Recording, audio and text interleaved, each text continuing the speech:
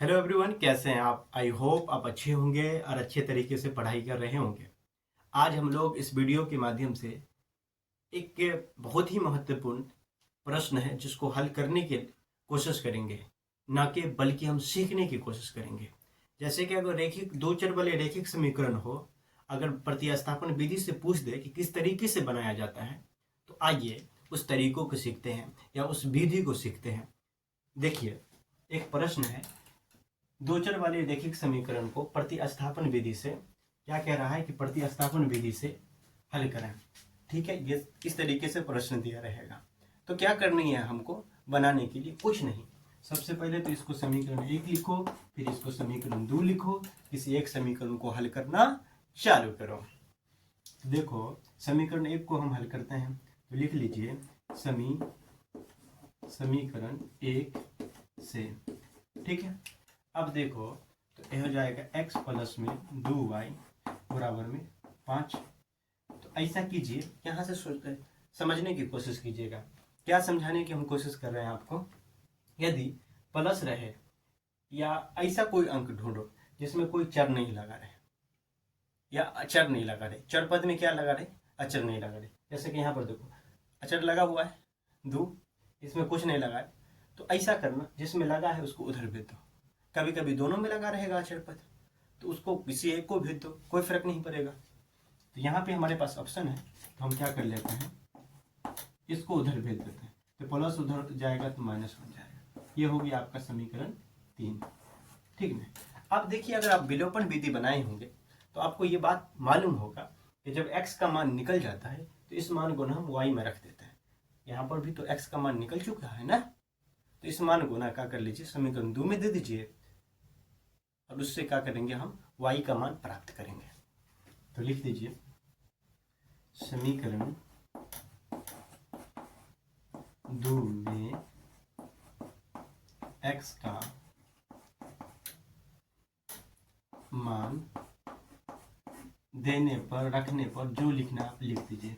हम लिख देते हैं देने पर। तो आइए समीकरण 2 को देखिए, ये रहा समीकरण 2। अब जहां पे x है उसके जगह पर हम क्या लिख देंगे, इतना। तो देखो, 2 x के जगह पर हम ये लिखेंगे। याद रखना, जब एक से अधिक अंक रहे ना तो उसको कोष्ठ में डाल लेते हैं हम। ये माइनस है तो माइनस ही लिख दो, बराबर 3 हो जाएगा। इसको गुना कर लीजिए तो ये हो जाएगा 10 माइनस में 4y माइनस 5 बराबर में 3। अब इसको उधर लेके चले जाओ, इस दोनों को जोड़ोगे तो हो जाएगा माइनस में 9y, और ये उधर चले जाएगा, ये भी बन जाएगा माइनस 10। अब देखो, इसको घटाओ इसमें से, ये तो 9 हो जाएगा, ये घटेगा तो माइनस 7 हो जाएगा। ये माइनस माइनस कट जाएगा, तो y बराबर हो जाएगा 7/9। ठीक है। अब इस मान को ना समीकरण 3 में दे दो। ठीक है, तो लिख दीजिए समीकरण 3 में y का मान देने पर, y का मान देने पर, ठीक है, समीकरण 3 में y का मान देने पर। समीकरण 3 कहाँ है? ये रहा। तो x बराबर 5 माइनस में 2 गुने 7/9। अब देखिएगा आप, 5 ये माइनस 7 दूना 14 बट्टे में हो जाएगा 9, नहीं कुछ हो तो 1। x बराबर में क्या होगा बाबू? देखो, इस दोनों का लघुत्तम निकाले तो हो जाएगा 9। ठीक ना? तो देखो, अब इस दोनों को गुना कर लीजिए, 5 9 45 माइनस में 14।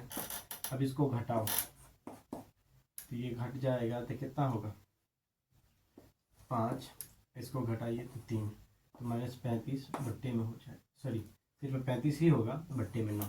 तो देखो, x का मान कितना निकल गया, 35/9, और y का मान निकल चुका है 7/9। हमारा सवाल बन चुका है। इतना आसान था, सच में इतना ही आसान होता है। ठीक है, जब हमने बना ही दिया है, और हमारा मानना ये है कि हम ऑनलाइन इस तरीके से पढ़ें, कॉपी कलम लेके, ऐसा लगे कि ऑफलाइन पढ़ रहे हैं। तो जब ऑफलाइन पढ़ते हैं तो होमवर्क मिलता है ना, हाँ तो होमवर्क देंगे।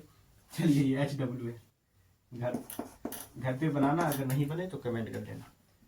3x माइनस में 2y बराबर में 5, x प्लस में 3y बराबर में 9। इस सवाल को हल करना है, हल करके जो आंसर आए कमेंट करना, अगर नहीं बने तो कमेंट करना फिर भी, तो हम अगले वीडियो में इस सवाल को हल कर लेंगे। तो आप बताइएगा ये वीडियो आपको कैसा लगा, ठीक है। बाकी अगर आपको अच्छा लगा, समझ में आ रहा है, तो हमने क्लास 10th के उम्मीद बैच इस पे लॉन्च कर दिए हैं, जो फ्री ऑफ कॉस्ट है। 1 भी रुपया हम नहीं लेंगे, इस पे हम फ्री ऑफ कॉस्ट पढ़ाने की कोशिश कर रहे हैं। 2-3 वीडियोस इस पे अभी तक अपलोड कर दी हैं, जाके आप देख लीजिएगा। प्ले स्टोर में एक पूरे के पूरे मिल जाएगा आपको, तो यहाँ से पढ़ना आप चालू कीजिए। चलिए तो फिर मिलेंगे हम अगले वीडियो में, तब तक